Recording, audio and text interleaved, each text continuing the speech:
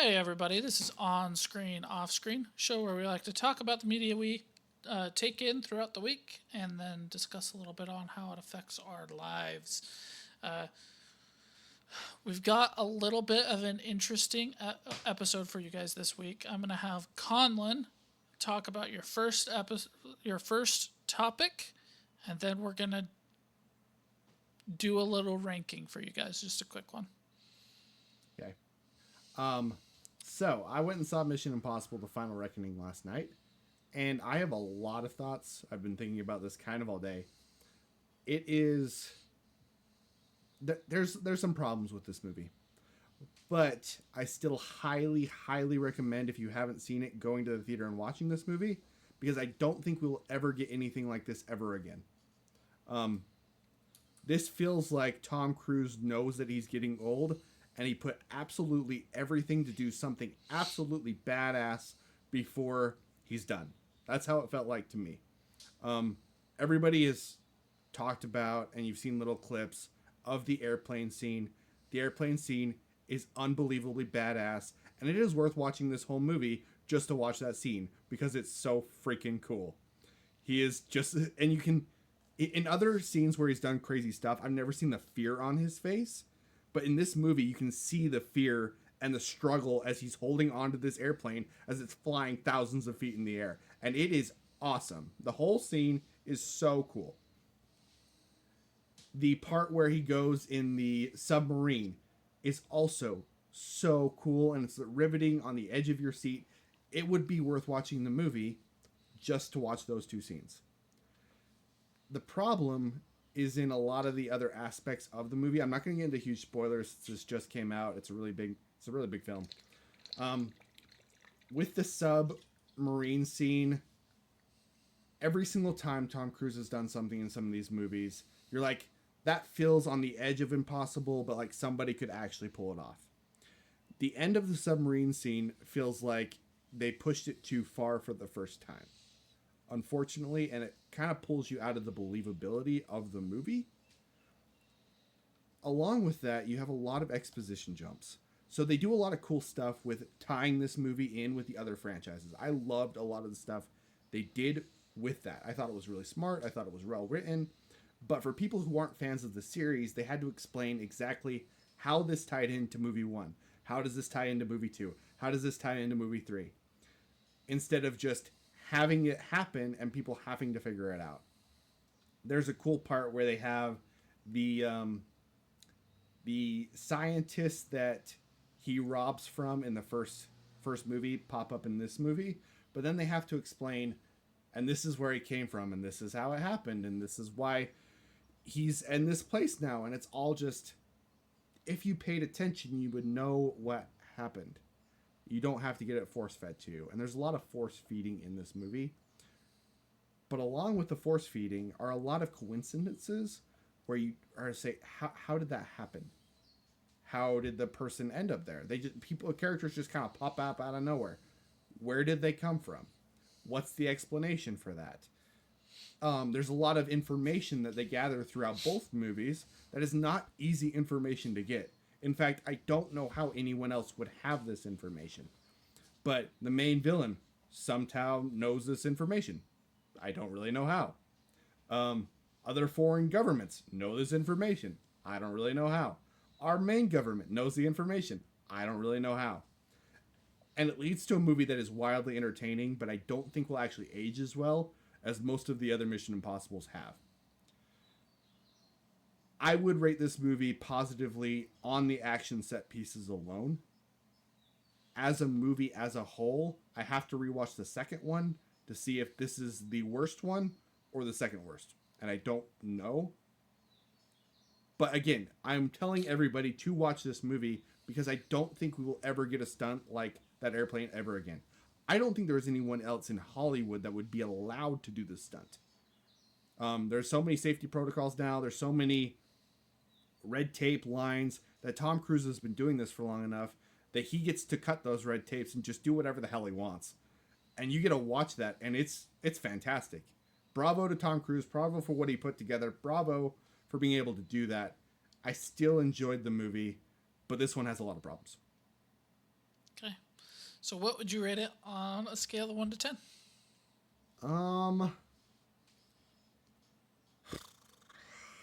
I want to get it 7 just because of the how freaking cool both of those stunts are.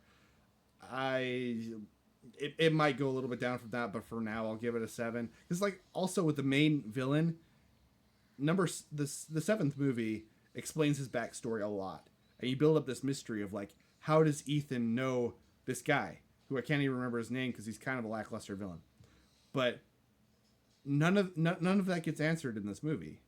So it feels like a lot of 7 was kind of a wasted time because you don't actually get any of the answers for this movie.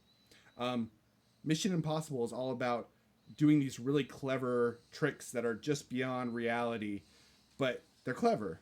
And he makes this kind of twist and comes up with a great idea at the very end. There's not really any of that in this movie. And the very end of the movie, I think there's people who are going to love the end of this movie because it fits with the franchise, and then there are people who are going to be very lackluster about it and kind of wish it felt more final, and I'm one of those people. So I want to give it a 7, but it might go down a little bit. I don't know.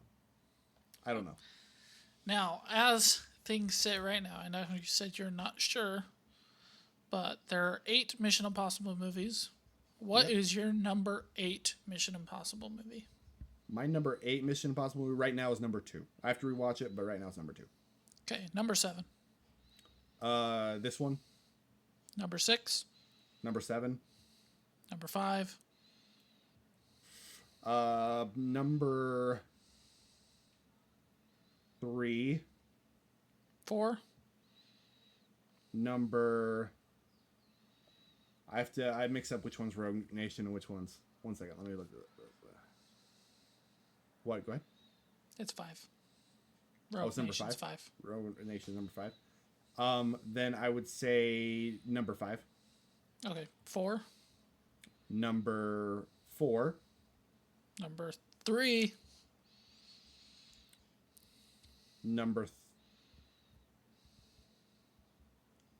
I need to actually write down a list.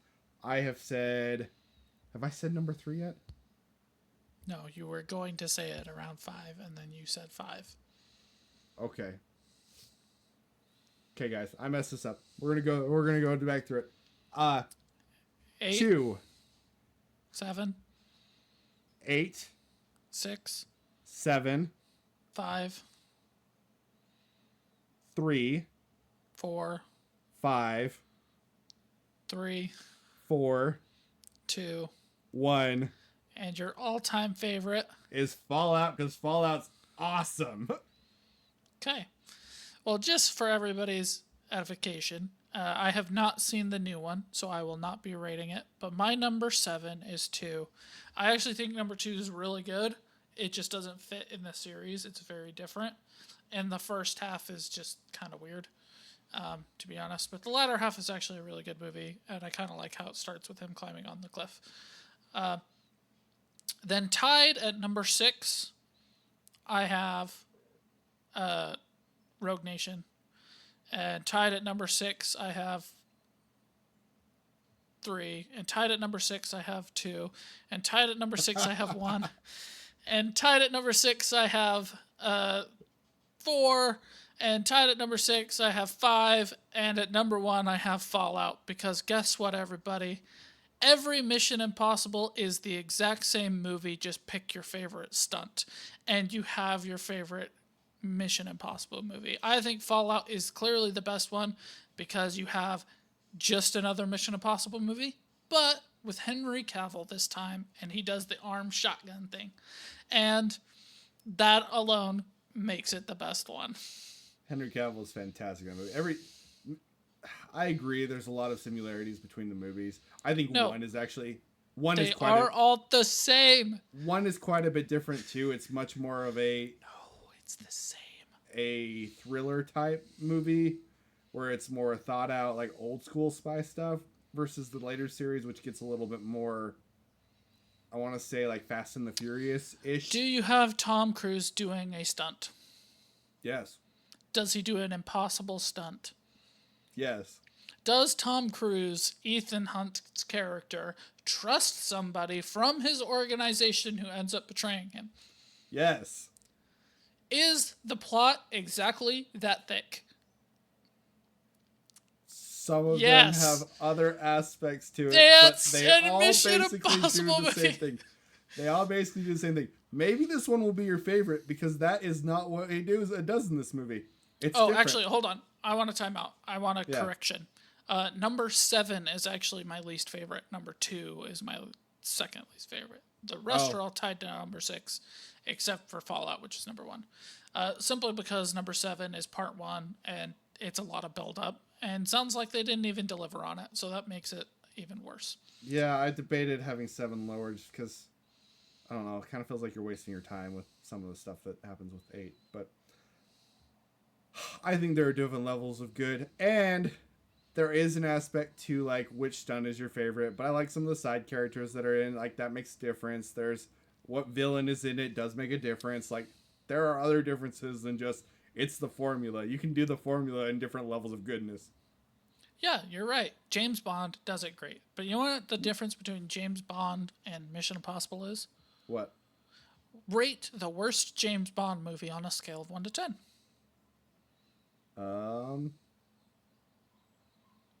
Like a 0 out of 10. It is Yeah. terrible. Okay? Yeah. Rate the worst Mission Impossible for you, number 2, on a scale of 1 to 10.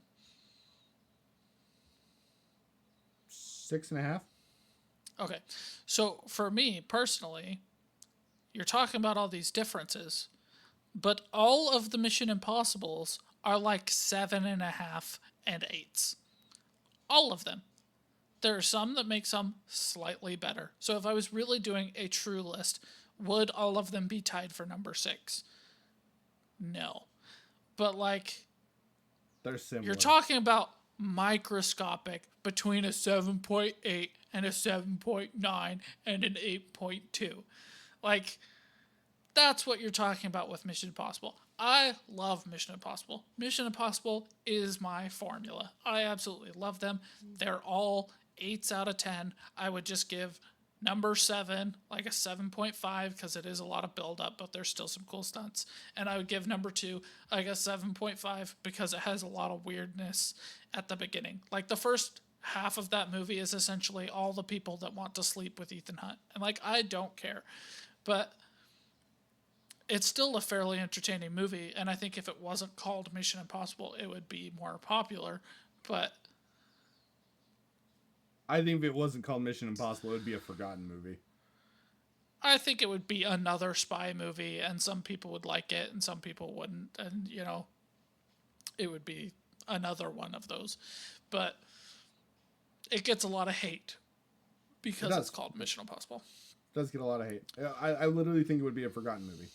Yeah. It'd be like, oh, Tom Cruise made that one spy movie. That wasn't very good. I forget that one even happened. Whatever. Yeah. But yeah, so like in practicality, if I apply my own logic and which one had the coolest stunts, right? Fallout's my favorite. Rogue Nation's number 2. 3 is the one where he does the laser swan dive, right? 3 would be my next favorite because that's just iconic. Awesome. Right? So you like, I could really partition Laser them Swan that Dive way. is number 1, I believe. Okay. Number 1, yeah. Number 1 then. I don't remember which one because they're all the same plot. I can't separate them aside from side characters like Henry Cavill doing the shotgun thing. But yeah, when we're talking about the difference in Mission Impossibles, all of them fall between a 7.5 and an 8.5 for me. Most of them landing on right around an 8. And if we don't do this tenths thing, they're all pretty much 8s. So But I mean, like, They're all if we were tied. judging just by stunts, then Ghost Protocol is the best one because the Burj Khalifa one that he does, where he's on the tallest building in the world, is the coolest stunt. Period. That stunt is so cool. If Jackie Chan had run, the plane stunt in Fallout is my favorite stunt. oh, the plane stunt in this new one is super cool, and it's close, but that stunt where he's on the tallest building in the world and he jumps out is so cool. If Jackie Chan hadn't run down a skyscraper, that would be my favorite stunt of all time. But Jackie Chan ran down a freaking skyscraper, and nothing's gonna beat that ever. Okay. But like I said, it's just pick your favorite. I don't think there is a correct, right, best stunt, worst stunt. It's a pick your favorite stunt, and you have your favorite Mission Impossible movie. That's the point that I'm making. Okay.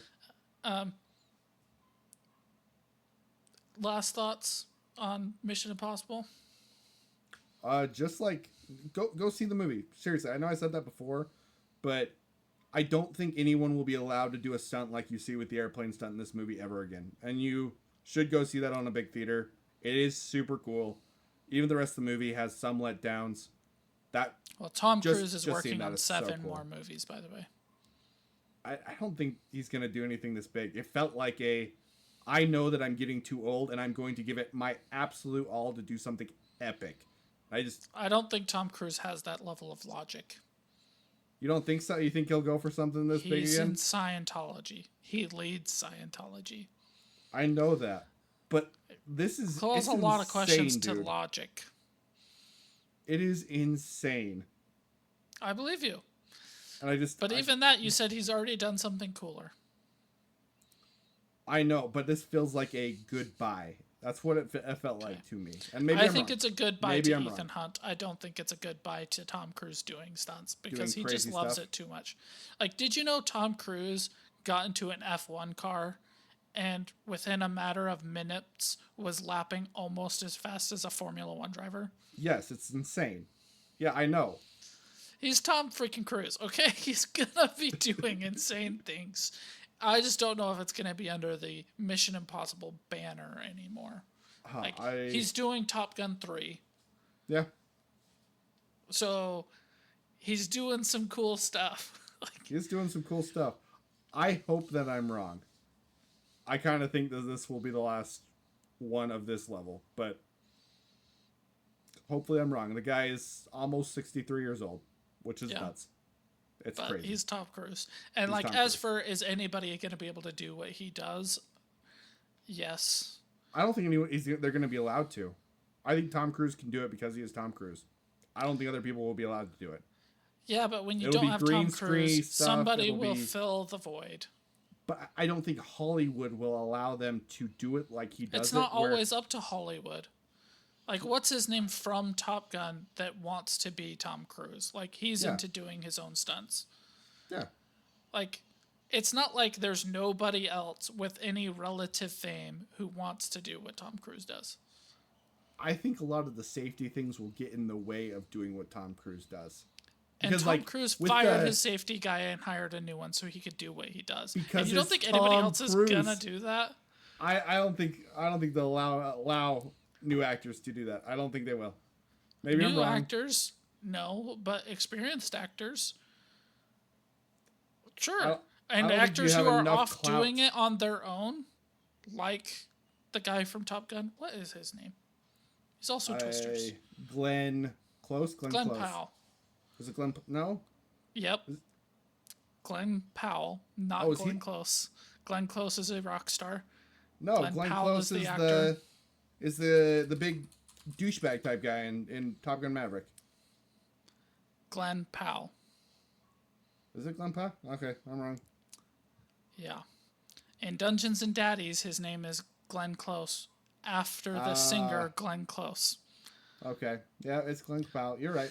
I was wrong. Anyway, like, he's out there already kind of starting to want to do that trend and is starting to do it. And, like, is he doing all of the things at this moment? No, but you also have, like, the Gorge and him. What's his name? Also from Top Gun. Miles Teller, Yeah. also doing stuff. Like, Maybe I'm wrong then. As But long I as there's a market for it, there's gonna be somebody who's gonna want to do it. I think there's people who are going to want to do it, but I think a lot of that safety stuff will get in the way. Because even in this movie, the submarine scene is genuinely super cool and super tense, but you can tell that there was some CGI with that scene that pulled it out a little bit. It did. Yeah. Even And though it I is don't think super it's cool. safety. I think it's money. Think it's money? Yeah, people do the CG stuff to save money, not to save safety. And when you have somebody who says, I'm paying for it and I want to do the submarine thing for real, you're going to have people who are willing to do it and able to do it. Okay, we'll see. I seriously doubt that it's just going to vanish as soon as Tom Cruise dies. I think they'll still do it, but I don't think it'll be the same level. I don't think it'll be that old school. I just grabbed a plane in the sky and held onto it while somebody did loop-de-loops, and I just held onto the wires. I don't think it'll But be people that. do that now without Same. it being a movie. That's true. That's true. And maybe some other countries' movie studios will allow them to do it, but I think Hollywood's not going to allow them to do it. I absolutely do. Like, look at what Red Bull does. It's crazy. They had somebody jump out of their own plane into another plane Yeah. and fly had the other somebody- plane. Like, Jump out of a plane onto a net. They had somebody jump out of space. yeah. Like, but, like, some crazy the crap. plane one is like a stunt. And, like, was there safety wires? No. Did Tom Cruise have safety wires? Yes. So, like, you're talking about safety, and I'm like, there's somebody who's going to want to do it. There's going to be some people who want to see it, and there's going to be somebody who's going to want to pay for it. So, like, It'll just keep happening. it's going to happen. Yeah. Like, yes, Okay. I get it. Tom Cruise is, like, one of a kind. You've only He got is. Tom Cruise, and he is just extraordinary in the way that he's extraordinary. Will it change? Yeah, I'm sure it will. But will you get over the top, impossible level stunts in movies? I think so. Okay. Because there's a want for it. There's a desire for it. There's a reason that there are 8 Mission Impossible movies, even though they just recycle the plot over and over and over again. All right. Hopefully you're right, man. Hopefully you're right. All right, let's go to let's- your. Oh, Yeah. I'm going to go ahead and switch over to my topic, which is actually a little bit more aligned than we traditionally are. absolutely. Independence Day. I went back and rewatched it. Will Smith. I don't remember this movie being so long. Like, it is 2.5 hours, and it feels like 2.5 hours. This is coming from somebody who will watch all the extended edition Lord of the Rings movies without even getting up to pee. Like, I can do long, but not when it feels long. And dang, this movie feels long. And not only is it long, when you actually start and think about the overall plot, you're like, it doesn't make a whole lot of sense. Okay. Like, it really doesn't.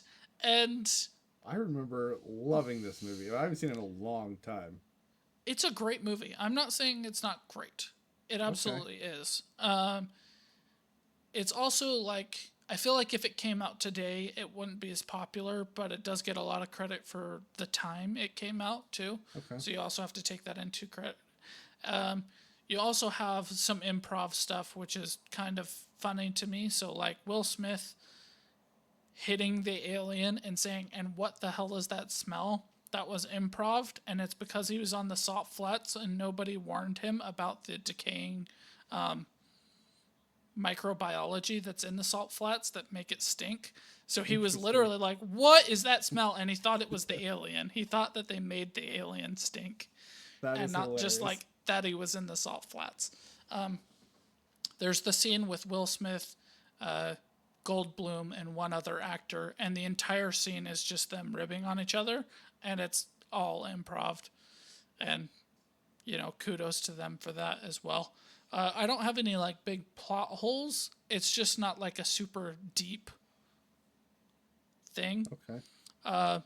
I forgot that it was the farmer guy who killed himself. So I thought the president was going to, and I thought, what a terrible thing to do in this movie. The president is going to leave that child without a single parent alive. And then the cowboy or the farmer guy does it. and you have a moment of relief. And then I thought to myself, he just did the same freaking thing. He just left his kids without any parent, not a one, and he has 3 kids. And his kids aren't going to be taken care of like the president's daughter would be. Like, overall, it's a pretty good movie. Like, I still really enjoyed it. This was like, I can feel the passion that went into this. Somebody really wanted to make it very, very cool. I would give it like a 7.8 out of 10. Like, Okay. it's so close to that 8. I just don't think I can give it that 8 because I don't know how easily I would go back and rewatch it simply because of how long it was. Then I went in and turned on Independence Day Reckoning, which was a movie I don't remember ever knowing even existed. And I think I figured out why. It's not very long. It's got some really big actors in it. I think all of the special effects look fantastic. I just saw the worst acting I have ever seen in anything, tied with a bunch of really good actors phoning it in. Like, I felt like Jeff Goldblum was phoning it in. I am a fan of Liam Hemsworth. I think he's a really good actor, actually. And even I was like, dude, are you even trying with this acting?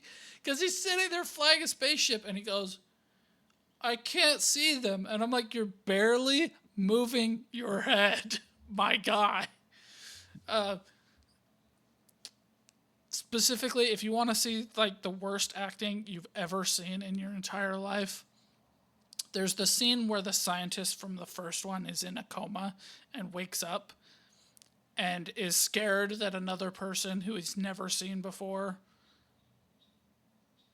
is like face to face with him, and he starts screaming, and the other actor goes, I'm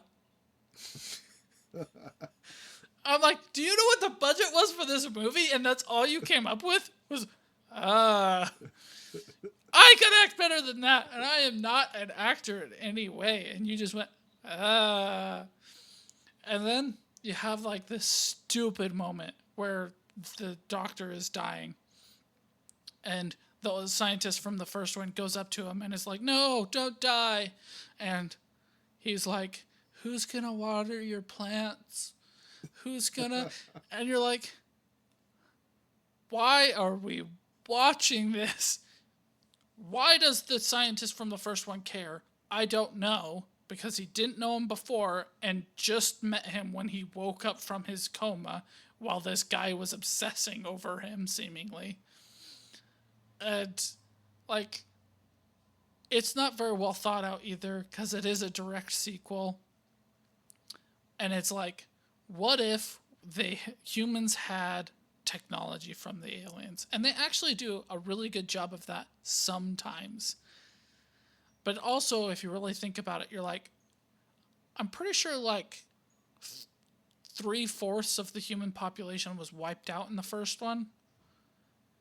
So in the span of like 20 years, supposedly all of human civilization has replenished, and also all of the engineers and scientists who were probably in the main cities that died, they somehow survived.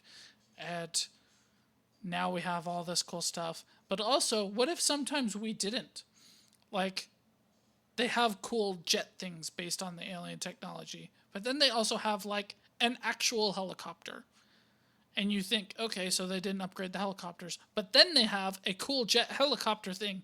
And you're like, why did the other helicopter even exist? That one dude's mom would have lived had that not been a real helicopter. You could have had a cool space helicopter thing. Why are we doing this? What is the purpose here? The funniest thing to me is at the very beginning, you have Liam Hemsworth and his buddy, and they're in this thing, and they're setting up this cool space laser on the moon. Why are they setting it up on the moon? I don't know, because they already have apparently 50 of those things orbiting Earth. Why do they need a land-based one? I don't know, but they're doing it. And Liam Hemsworth's buddy is not paying full attention, so he bumps it, and this whole thing starts to crumble and fall, and they're like, oh no, it's gonna crash into the people, and the person at the bottom's like, don't save us, get out of there. And Liam Hemsworth is like, no, I'm gonna do it, and he saves them. And it's like, why wouldn't you have them save you? And then why do you scold him for saving your life? And why does none of the other pilots who was helping set this thing up in the first place go and try and help Liam Hemsworth save the people? Because originally there's like 8 of these ship things building this thing or putting it together. And 7 of them scatter because they knock it on accident and now it's going to fall over. And the one guy is like trying to save him. Like, I understand at first maybe, but when he starts to slow it, you don't think a single other military pilot would have flown back in and helped him lift it back up? I don't think so. You can also see where they were saving budget in this show, because there's a point in time where the commander of the people is like yelling orders over his shoulder, but it's like to nobody because nobody is behind him. So he's like, hey, go get the things, do the thing. Oh no. And then like, nothing is happening behind him. So you're like, who are you talking to? I think that this show, like, it's forgotten. It probably shouldn't be forgotten because on its face, it's not a terrible idea. And I think the CG of it is actually very well made. Like, the budget for this movie was probably very, very high. But, like, is it as good as the first one? No. Is there some issues? Yes. But I'm just shocked that they put the level of effort into this one and had the acting performances that I was sitting there like, you've got to be kidding me. Like, I kind of like Jeff Goldblum. I really like Liam Hemsworth. Everybody else is kind of like a no-name person to me, other than the other returners from the first one. Speaking of which, Bill Pullman actually does deliver a good performance, but he's literally the only one.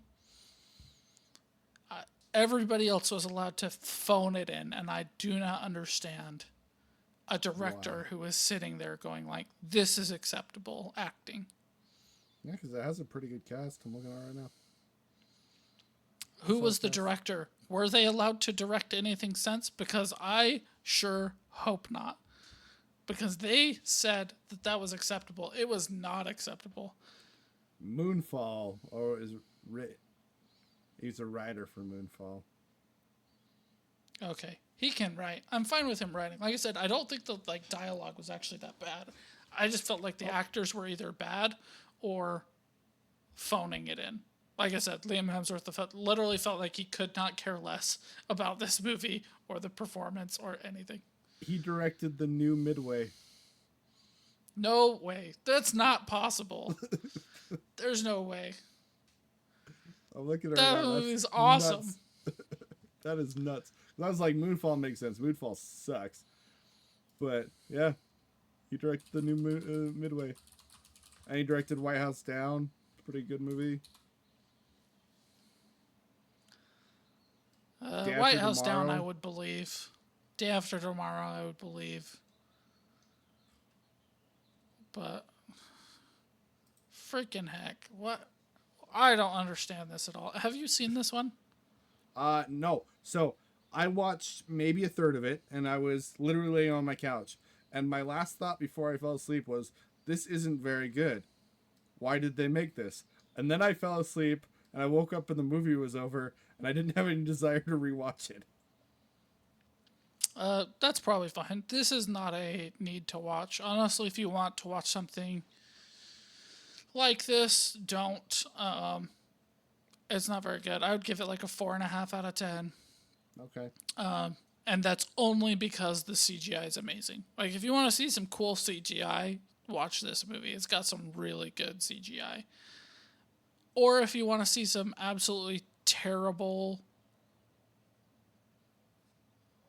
acting, watch the scene when the science guy wakes up. Literally, like, I've seen B movies with better acting than he did. I'm sure my reaction or my imitating his acting was better than the acting that guy delivered. He directed the first one. And he directed The Patriot. This was just a bad movie. This is just a bad movie. He directed the first one. He directed 10,000 BC, White House Down, Midway. I don't see that. I don't see The Patriot. No, because Gibson did The Patriot. That's what I thought too. But it literally says it right here. No, he was the director for He the directed Patriot. 2012. I believe that. I believe he directed 2012. I do not believe he directed Midway. That is one of my all-time favorite movies. There's no way that this came from the same person. That's wild, man. Yeah, The Patriot is right there. The Patriot's one of my favorite movies. That's crazy. That's crazy. Oh, the guy is not consistent at all. No, not at all. That is absolutely insane. Oh, well, anyway. Let's go on to your next topic. What do you have for us before we hit our shared topic today? Lies of P. I finally finished it, and I love this game. I love it. I love it. I love it. So I was thinking about this, and my big problem with this game is the camera. The camera is my big problem with the game. You have the swamp monster where you didn't have any trouble with it at all, but it kicked my ass because it kept putting me in the corner and I couldn't see ways to block it. But that is really my problem with the game. I think the story is good. I think the atmosphere is good. I think the creating weapons and being able to put them together is absolutely awesome. I think the attack patterns and being able to... You have to use rolling and you have to use blocking to really get the game and have it flow really well. I like that really well. And if I rate the original games and I don't rate the DLCs, I think I like this game better than Bloodborne. That's insane. I think I do. I was looking at a list of Bloodborne bosses, and of the original game, the ones that stick out to my mind are the Bloodstar Beast and Martyr Lagorius up on the rooftop, because that is literally my favorite boss fight in anything ever. I think it's so cool. I love that boss fight.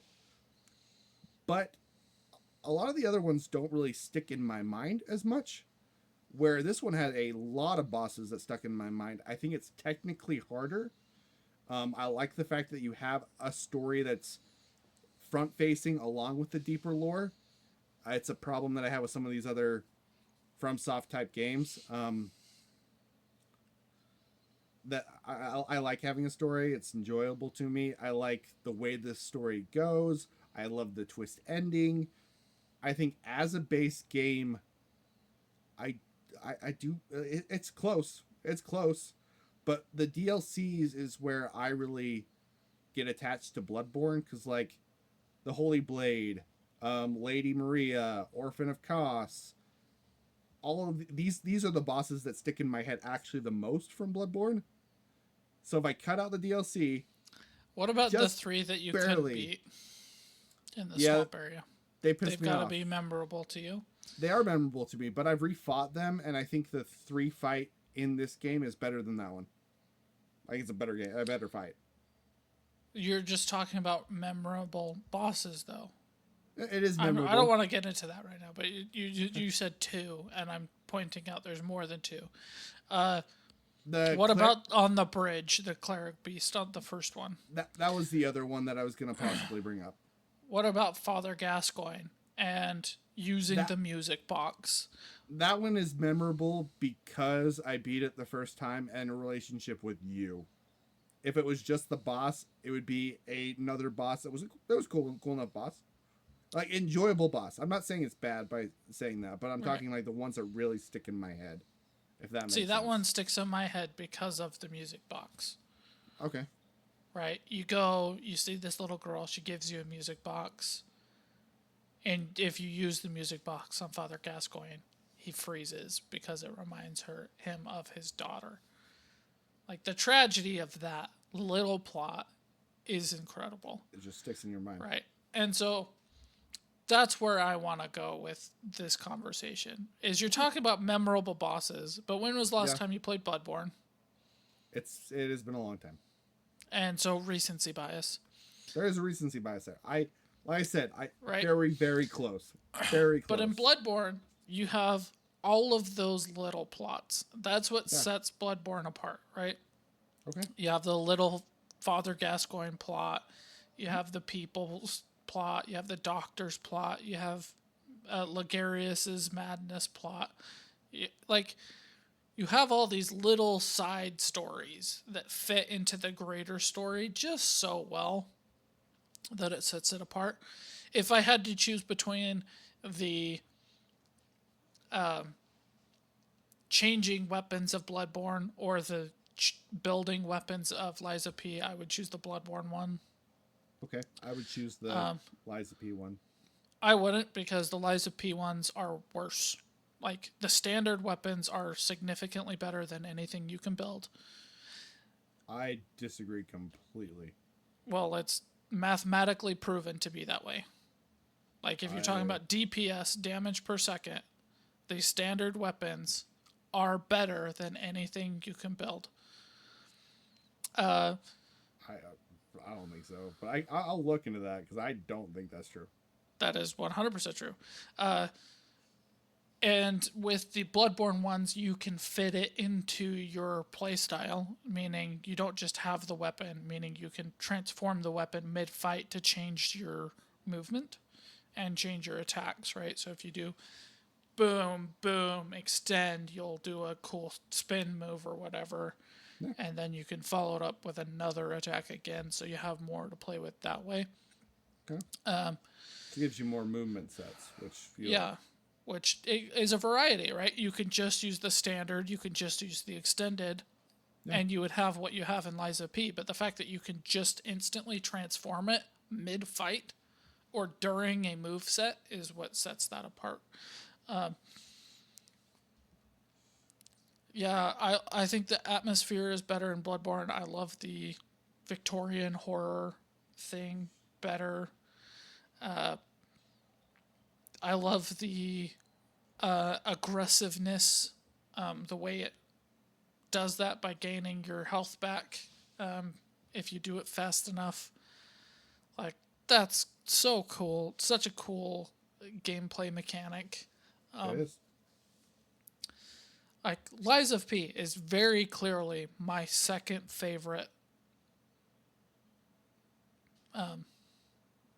From Soft, Dark Soulsborne type, game. Souls game.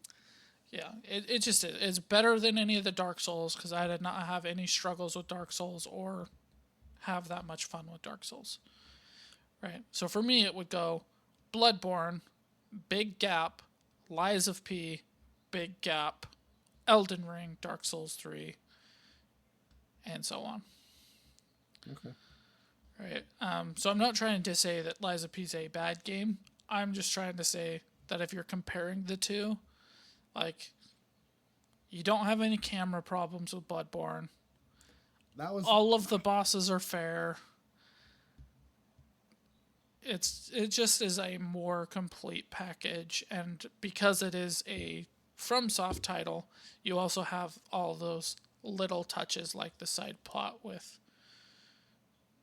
Father Gascoigne. Now, you do get some of that in Lies of P, but not nearly to the extent of Bloodborne. Okay. I like some of the side stories. I like the multiple endings with Lies of P. Like I said, it's very, very close, and this is me just finishing the game, so there is a bias there. But I like the weapon movements. I like the diversity of the weapons. I like the story. I like the atmosphere in the world maybe a little bit better. But it's close again. They're very close. They are very, very, very close. But I also struggled with Lies of P more, just in general. a lot more, and maybe there was a little bit more of a rewarding factor to that because I'm gonna Bloodborne call was BS on that. besides that boss that you beat for me, I absolutely struggled with this game more. Absolutely. How long did it take you to beat Bloodborne? I don't know. How long did it take you to beat this one?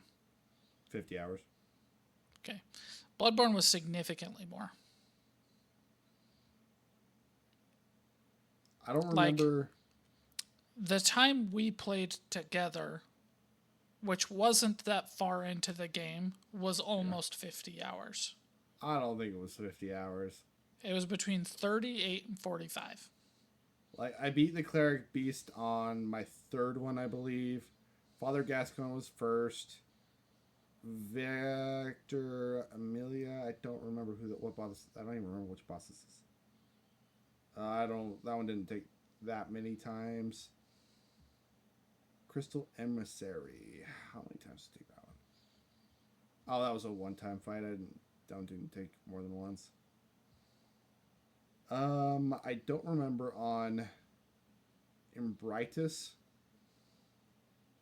Bloodstarred Beast took me 2 times. I just thought that boss was super, super cool. Those 3 shadows were an absolute pain in my ass, and I fought those a million different times until you beat them. Realm the Spider took me 3. The Witch was 1. The One Reborn, what is that boss?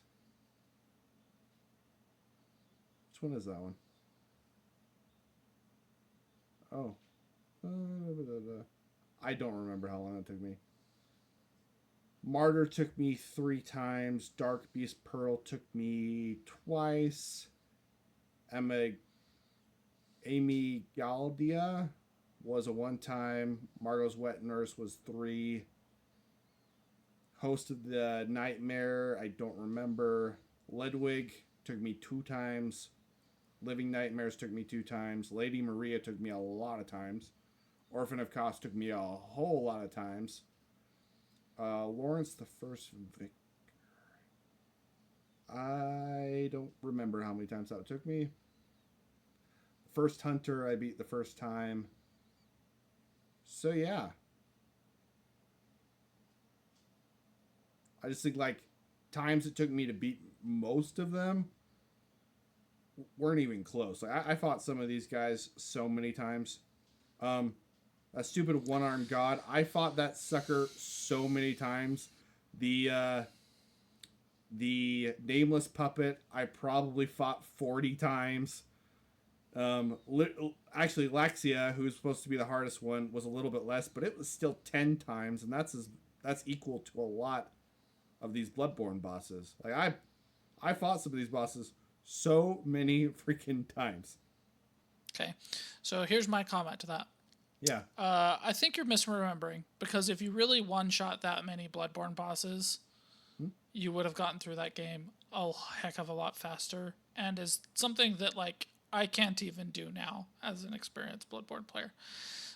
So I think you're a little bit underestimating the number of times you may have died to a lot of those and saying you one-shot them. Like, I feel like most Bloodborne bosses, even if you do one-shot them, you go in kind of half dead to figure out the movement patterns, die, go in, figure out a little bit more, die, and then go in and have a pretty easy time of it. But 2, the other thing I want to emphasize with that argument is in Lies of P, you basically have short areas between bosses, whereas in Bloodborne, you have vast areas between bosses. That's why I think So Bloodborne you're not was counting longer. that time. Is because the areas in between are much bigger. Much and bigger. Better for the most part.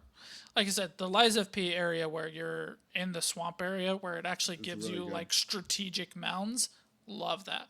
That's not in Bloodborne. You basically just have to get poisoned in Bloodborne, and I hate that. But aside from that one area, the level design is so much better in Bloodborne. The kills between the bosses feel so much more satisfying in Bloodborne. The main thing that made me go maybe Bloodborne is still better. I don't know. It's like I said, it's really close.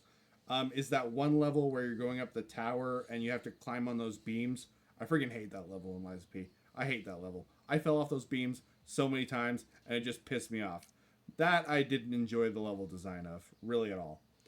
And I can't I think of don't even anything. know what you're talking about.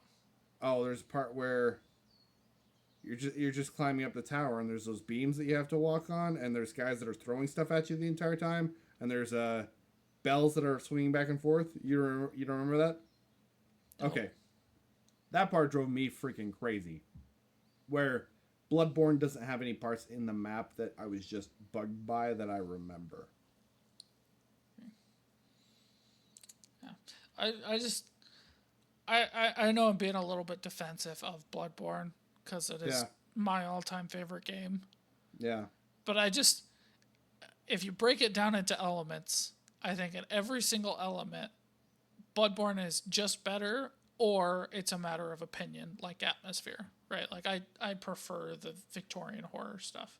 I think combat is better than Lies of P. I really do. I think it is I more difficult. very I think it clearly requires more Nope. of you. I think combat is better in Lies of P. I very strongly disagree with that. There's other areas like I can get the atmosphere. I like both of them. I could go either way. I get the enemy design and the movement of the enemies. I think could go either way. I could get the lore. I think that could go either way. I think the story is kind of clearly better in Lies of P, but I'd say that's a matter of opinion, specifically because, like, the way it's delivered, right? And in Lies of P, you do get it more directly. Which But if you talked about preference. Depth and stuff, you have a clear leaning towards Bloodborne. So it's true. entirely like, That do is you a like to preference. piece it together and figure it out, or have it delivered to you? That's just a preference thing. That is a preference thing. That's true. So, the one area that I do just think is better is combat. And I just plain disagree with you, because I think without Bloodborne, you don't even get the highs of Lies of P's combat, because they took so much from it. But you have the transforming weapons, you have more weapon variety, you have more play style variety. There's more weapon variety. Yes, you do. You have strength weapons, you have arcane weapons, you have dex weapons, you have long weapons and short weapons, and in Lies of P, not really, because the best weapons are the ones that they give you, and they're just one play style. And like you said, you have to block in this one, right? Yeah. I think to make Bloodborne easier, you use the countering thing, but it's so much more satisfying in Bloodborne because it's harder. But yeah, I still love Lies of P. Absolutely. Just not to the same level of Bloodborne. It's close, man. They are both fantastic games, and I'm glad I got to play it. And I'm so excited for the Lies of P DLC. I hope they knock it out of the park. I don't really like that they're adding levels to the game of difficulty rating, but I am still Like really they're excited. making an easy, medium, and hard. They're doing a 1 through 5, and the reviewer that I don't really like it. The reviewer that I watched said that it feels like we've been playing on a 3, so you can actually play harder than the original game, which is kind of cool. And You can in all the other games too. It's called New Game Plus. Yeah, I know. And she said she didn't get it tested enough, but she thinks that 4 and 5 might increase movement sets instead of just making it like this person has more health. Which, if they do that, that's kind of a cool thing. I do like that. But I think these games are hard on purpose, and they should be hard on purpose. Yeah. I'm still excited for this DLC. I hope it's really cool. Too. They're doing a boss rush mode, which I also think is cool, where you can just challenge bosses over and over and over again and try to get as far as you can and do like a leaderboards ranking type of a thing. I think that's cool. Has that. I actually didn't know Bloodborne had that. That's cool. That is cool. And yeah, I don't know. I'm excited. I love this game. I love this game. Okay. I'm glad. I love it too. What would you rate it on a scale of 1 to 10? 9. Okay. Uh, are you more excited for the DLC or for the sequel? Oh, the sequel, probably. Okay. Me too. Yeah, that ending was Me great. too. The ending was great. As a P is I just see the new worlds or new Yeah. elements that Dorothy would bring. Me too. So that's why I'm way more excited for the sequel and not And I so much the DLC. really, really hope that they incorporate the red shoes and like tapping them together in combat, because that'd be sweet. Well, I'm not sure that they will. That would be a very interesting thing, and I don't know what it would do. Actually, that's what it's going to be, the bailout thing where you lose all your souls and go back home. Actually, that's a good idea. Honestly, That's what they're going to do, is that you have the shoes, you get to tap That's a them good idea. together, and then you go back, but you lose all your progress. that would, yeah. I don't know. I'm very pumped for it. I'm pumped for this DLC. I hope that they do a good job with both. I hope so too. With that, let's head to our shared topic, The Accountant, starring Ben what's Affleck. his name? Ben Affleck. Why don't you go first? What'd you think? I just don't like Ben Affleck. I've tried, and I'm like, what's the other guy's name that I thought I didn't like? Matt Damon. Matt Damon has some really good stuff. He has And- a lot of really good stuff He has a lot of really good because stuff. he's a really great actor. Ben Affleck is not that great, and this is a movie that has a really cool idea where you like have this autistic kid who grows up to be the accountant for like major crime institutions, and it's a cool idea. And there's a lot of aspects of this movie that are really well done. I think the writing is good. I think the cinematography is pretty good. I think the direction's pretty good. But Ben Affleck is dull as hell in this movie, and he doesn't do a good job, and he ruins this movie. And I was kind of excited for the second one, but now I don't even care, because I don't think he's good. I don't think he's a good actor. What would you rate this movie on a scale of 1 to 10? It's above an average 6. Okay. If it was someone else besides Ben Affleck, this could have been a movie I could have enjoyed over and over again, like a 7.5. He drops at a full 1.5. Okay. What did you Fair think? enough.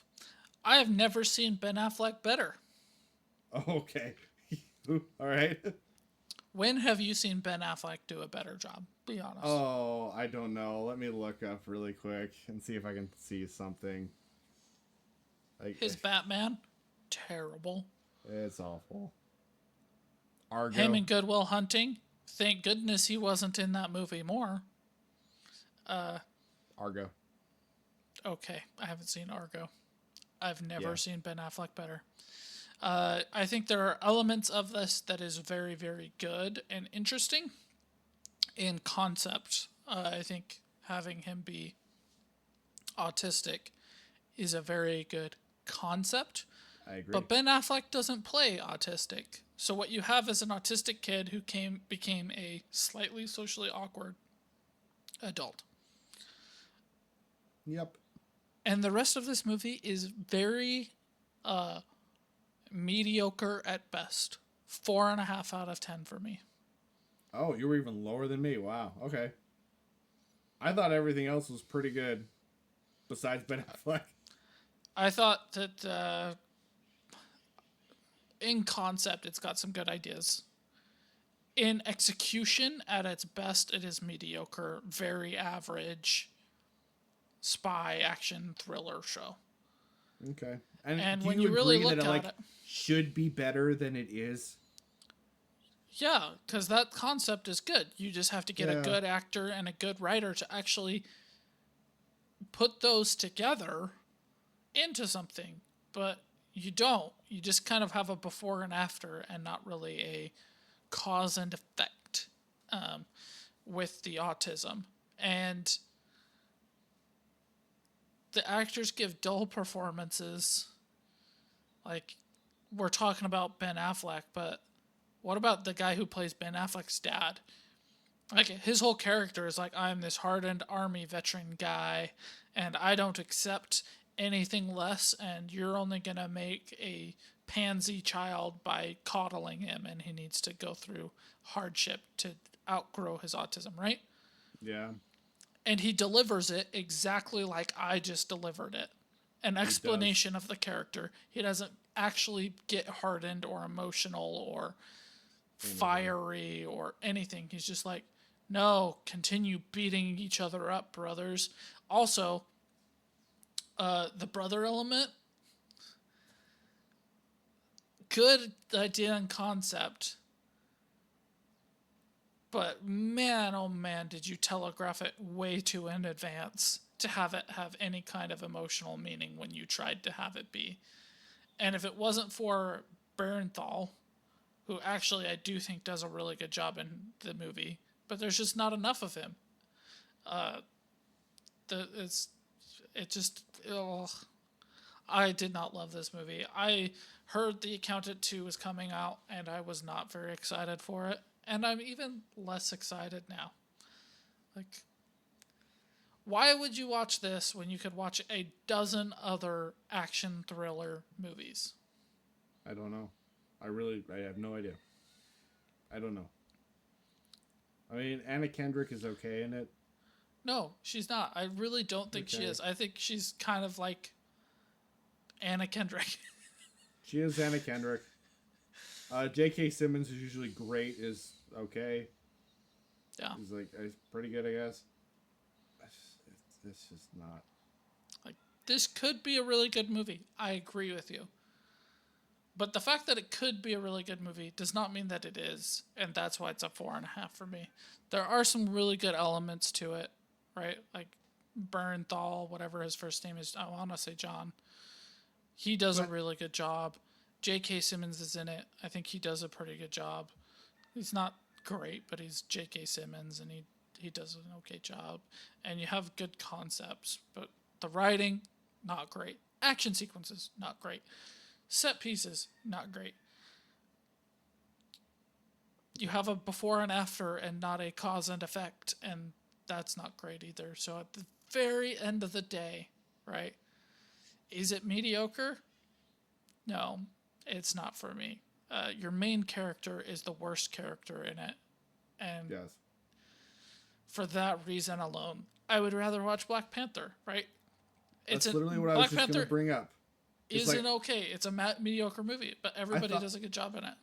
I thought this was mostly pretty good, and I would rather watch this than Black Panther. Maybe I should give it like a 5.5 instead of a 6. But like, I don't want to watch this movie again, but I would watch this over Black Panther. So I think your measuring of Black Panther is not 5 out of 5 then. Okay. Simply because we seem to be on the same page. Yes. But it seems like you just genuinely don't like Black Panther. Black Panther to me is mediocre, like you were saying. And I think this one has some good elements that make it slightly better than mediocre. Where Black Panther has nothing memorable, and it is just okay, I wouldn't say nothing memorable. Chadwick Boseman does a really great job. You have a really cool action sequence. You have very good set pieces. The only thing in the movie I think is like not just blah is the guy who plays Gollum at the very beginning of the movie. And that's it. I think it has some good stuff and some stuff and some not great stuff. Like the plot is very, very basic. Very basic. Right? And in execution, the whole thing basic. is ultimately very meh.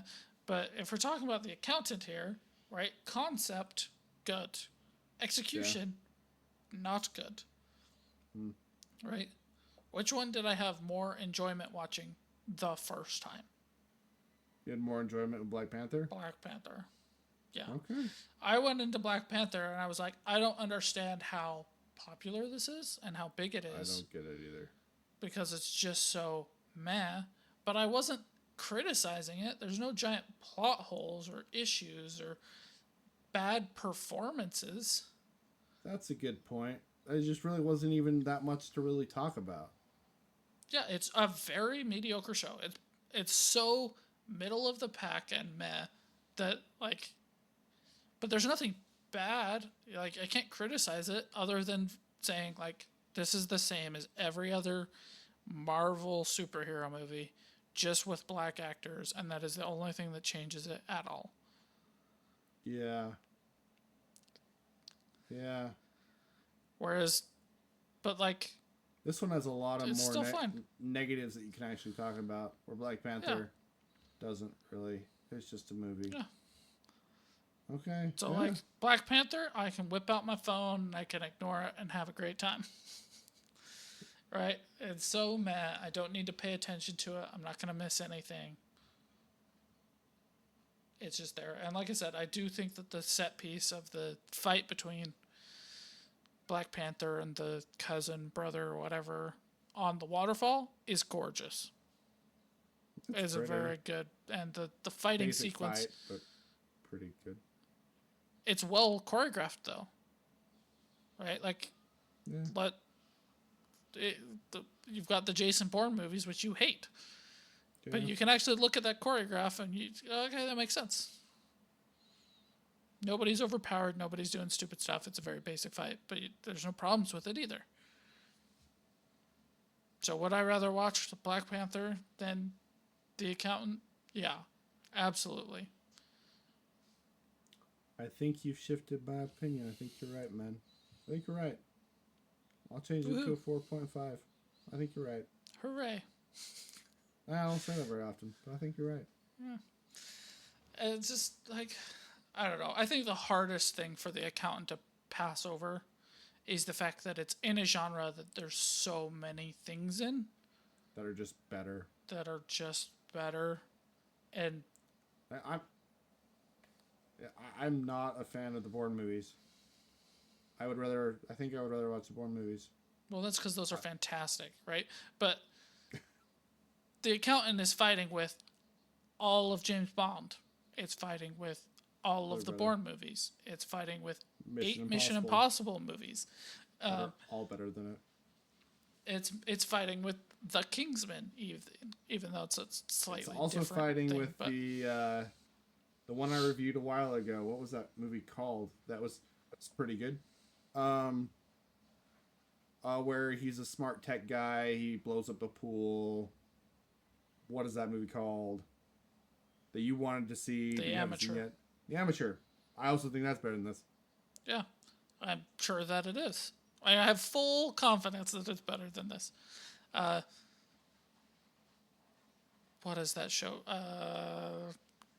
I love it with Eddie Redmayne and Yeah, you've talked about it multiple times. Still haven't watched it yet. The Jackal, Day of the Jackal. It's competing with so much, and so much of that is such good stuff. Yeah.